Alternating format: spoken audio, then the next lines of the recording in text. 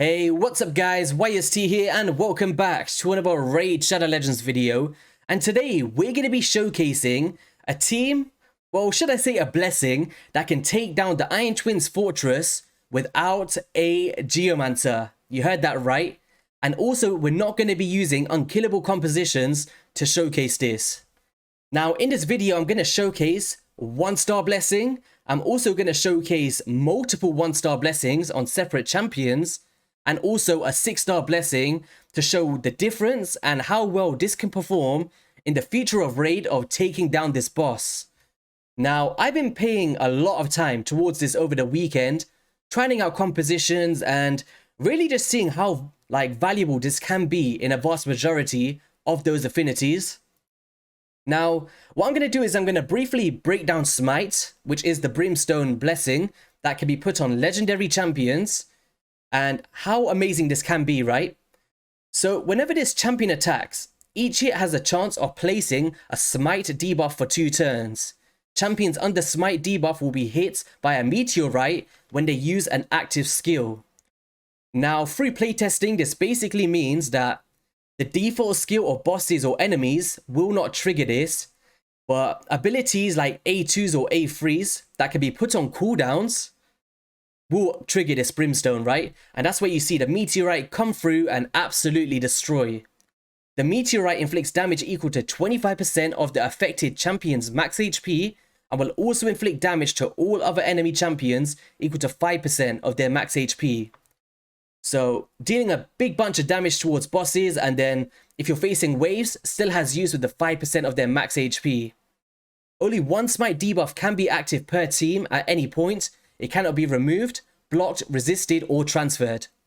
Now, so for accuracy, you won't need it to place this debuff, but if you have multiple champions with the Smite blessing, basically, you can't have more than one up at the same time, but it can take turns in putting that Smite debuff up, which is really cool. It's not kind of, if one champion has it, the rest of them aren't useful, because when it goes down to that 4-turn cooldown, another champion that you put into the mix with the same blessing will be able to place this Smite debuff in the time that this one's being put on cooldown.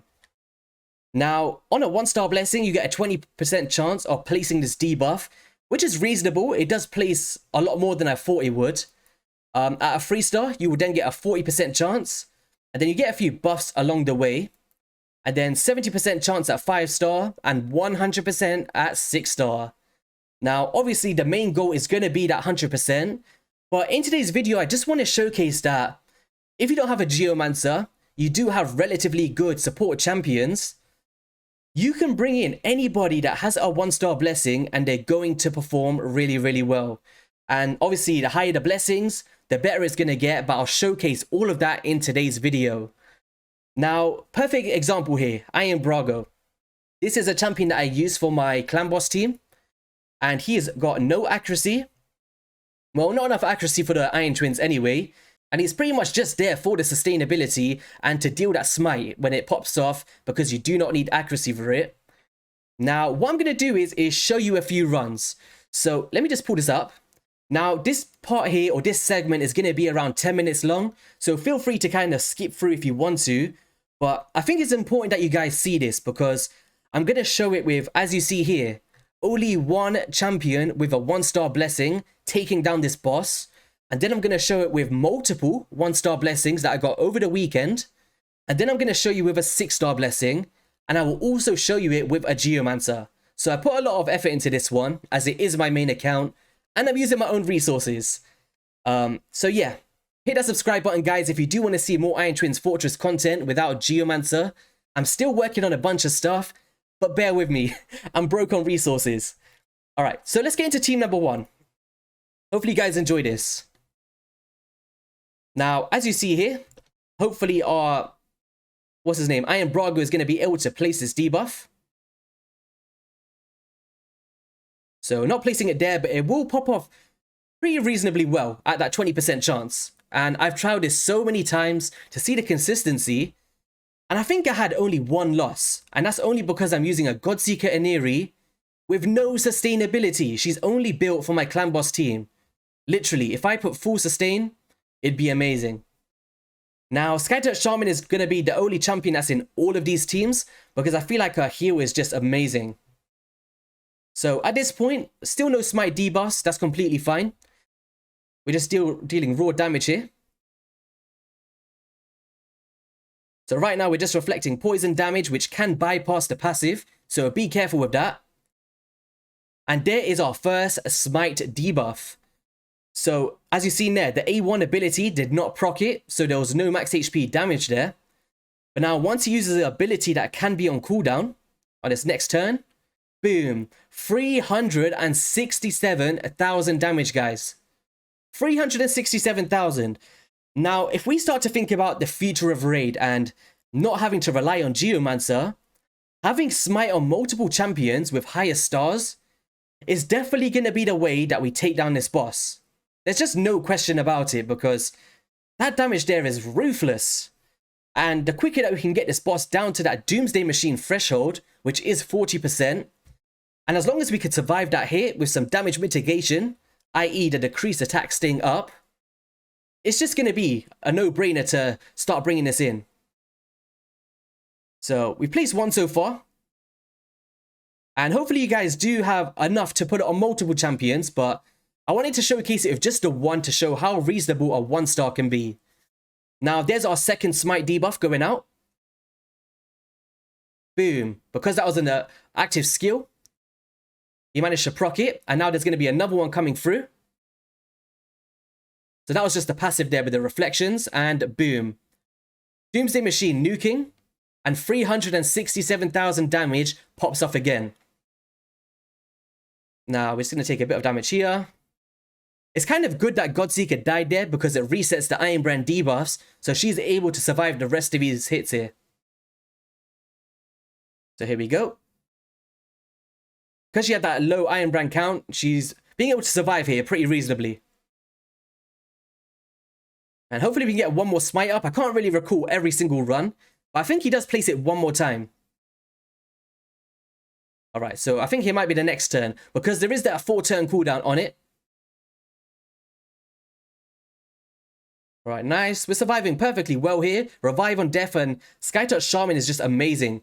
If you guys haven't seen the video I posted earlier, check it out with me and Nub Raids, where we broke down our favorite epic and legendary champions for this boss. And here we go. We've got Smite up and more damage. Look at that health bar just ticking down.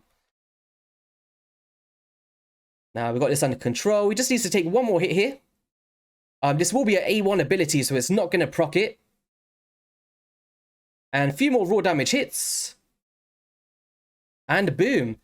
Now, we was using Warmaster on multiple champions. We was using, like, literally a Godseeker with crit rate gauntlets. Crit rate. Like, there's no defense or HP percent. And she's basically dead to revive our Skytouched Shaman or herself with a passive. And Skytouched Shaman with 2.7 million damage heals. Or, not damage heals, just heals, guys. And 2.3 million damage from the Smite debuff. 2.3 million with a 1-star blessing here. Now, I wanted to show Iron Brago because I was lucky enough to get it for my clan boss team. He was placing no debuffs for himself, no decreased attacks. He was just placing Smite. Now, what I'm going to do is play the next run. Now, this team here has got a Duchess in it, which has that 1-star blessing. I'm not sure about Mithrala in his team, but then we've got multiple champions here. Or should I say Mithrala does have it because she placed the Smite. So, hopefully we can show how multiple 1-stars really procs off here. Look at that damage there. 2 back-to-back turns. Dealing damage. And there's a Smite coming through Duchess just to prove that multiple champions can have it in the same team, but they can't be placing coinciding at the same time, right? And now this next ability is going to come off cooldown. Another Smite debuff. Now, 30 seconds in, we're literally 1/3 past the threshold. Now, hopefully, Mithrala or someone else can place it. There we go. This is why Skytouched Shaman is remarkable, especially in these Smite compositions, because every time she takes a turn, she just deals a bunch of heals here. Alright, we just need a bit more Smite going out. These are only 1-star blessings. I'll show you towards the end of this run. So I'm not trying to like scam you guys here, saying that they're all 6 stars. I'm not that lucky. All right, come on, Mifrala. I know you want to. Oh, there's the smite going out. All right, so this first ability, not going to proc it. And because it's unremovable, when the passive procs of this boss, it doesn't remove the Smite debuff. And I think that's pretty cool. It allows him to come through this next ability and nuke himself down. Smite going up again. I was really excited to show this, and as you see, this is a bunch of affinities. I've been trialing this for the whole weekend. Here we go. More Smite going out. And at 20% chance, as I was saying, guys, if you can get it on multiple champions, it's going to be proccing a lot, because I know it's 20%, but when you have 20% on 3 different champions, there's so much potential to put it on that boss, right? I think we get one more in here. There we go. We're surviving pretty nice here. Doomsday Machine coming through, but we're surviving because of Duchess passive and the perfect veils and the heals of Skytouched. More Smite coming through with Mifrala Lifebane, who is a free champion to attain from the normal up to the Nightmare of the Hydra boss. A really cool champion if you can attain her. Alright, we're doing pretty well here. This one's kind of a speed team, I would say, because under 3 minutes, I would consider that a speed team, personally. Especially without a Geomancer. I've seen Geomancer teams not even performing this fast, to be honest. And now he just needs to take one more turn with Smite. I just have to get ready to pause it. So this is all pre-recorded, by the way, because I can't sit here and do this all manually for 3 days. All right, Smite is going to pop off right here. Boom. As you see, the meteorite dropped. So we got a 1-star blessing on Mifrala, a 1-star blessing on Iron Brago, and a 1-star blessing on Duchess Lilitu. And as you see here, 2 million damage on Mifrala, 1 million on Iron Brago, and 1.3 million on our Duchess. It's just insane, guys.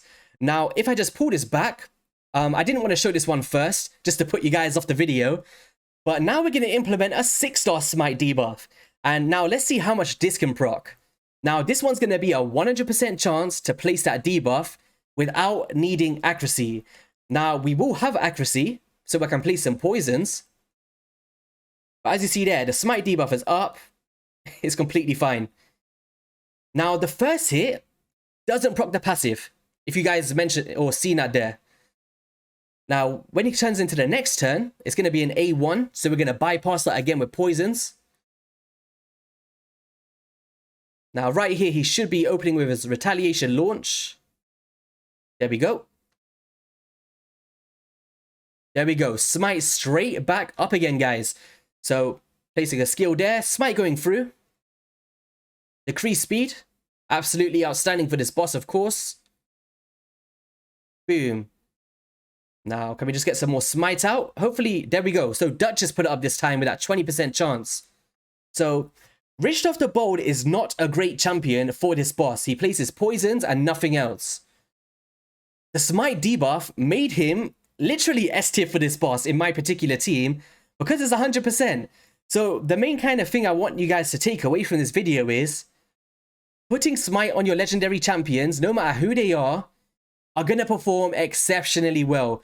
But you just have to remember it only goes on legendary champions, right? So we're doing pretty well here. Poison's going through. Now he's going to have an ability off cooldown. Boom, Smite, poison damage. Retaliation launch. Nice. Smite coming through with Duchess again. She's shining today. Doomsday Machine going to proc the passive and boom. It's just fun to see that meteorite just dropping down and stuff. So if we just go through a little bit more. Smite debuff still out. Doing reasonably well here. Now we're about to almost finish up. So this one wasn't even as fast as the 1-star blessings.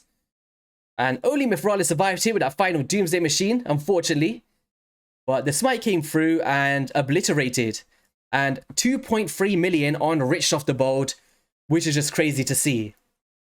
Now, what I want to show you guys next is I'd say my fastest team I've ever made.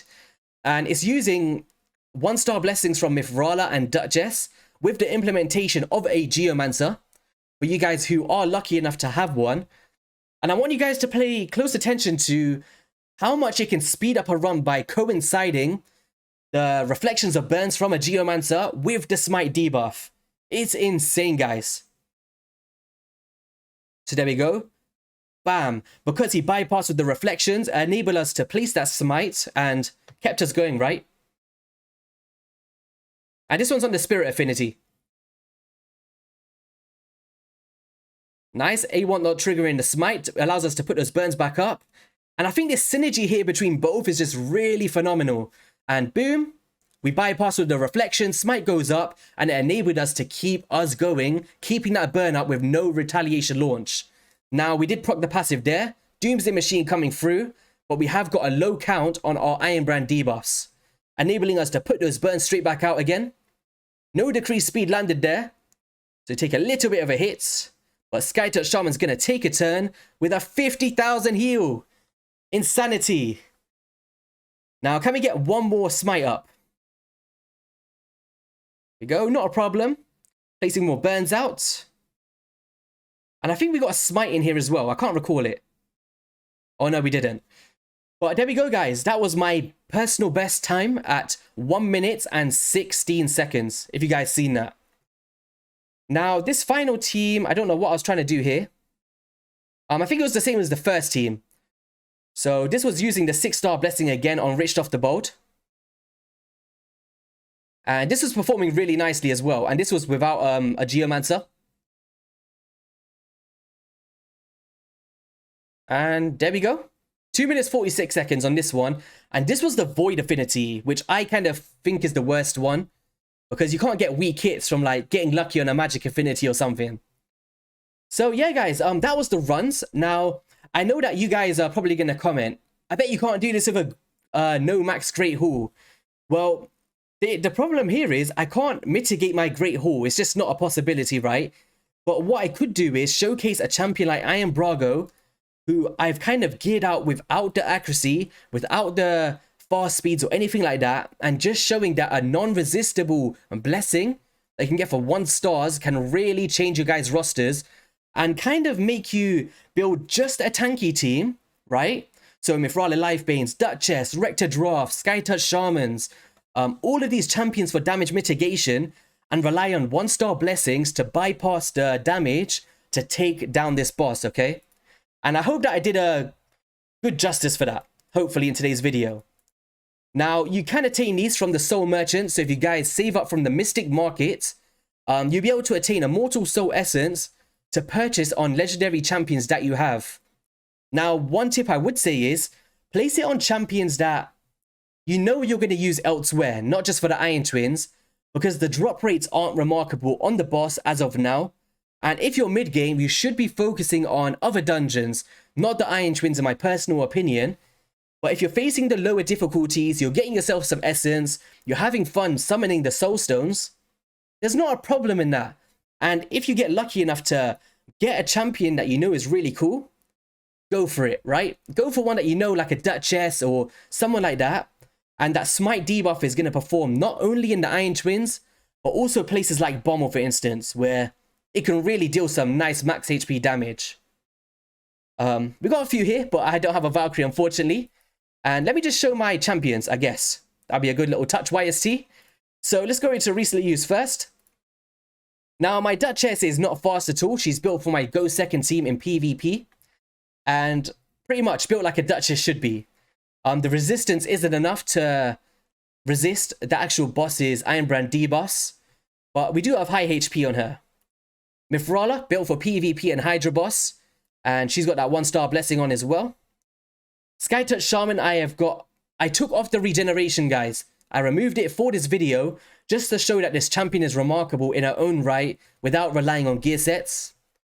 Geomancer in Relentless, but I prefer Reflex. But unfortunately, I can't strip my Bad Elkazar at the moment. And Stag Knight is in Affinity Breaker to face the Magic Affinity. So that is going to be all for the video, guys. If you did enjoy it, be sure to hit that like and subscribe button. It really does help out the channel. Check out yesterday's video, or the video I put out earlier, where me and myself, Nubraids, broke down our top champions in regards to this boss. So if you want to check out that part 2 collaboration, there might be a few little picks in there that you guys might have on your accounts. So have a great rest of your day, and I'll catch you guys on the next one. Peace.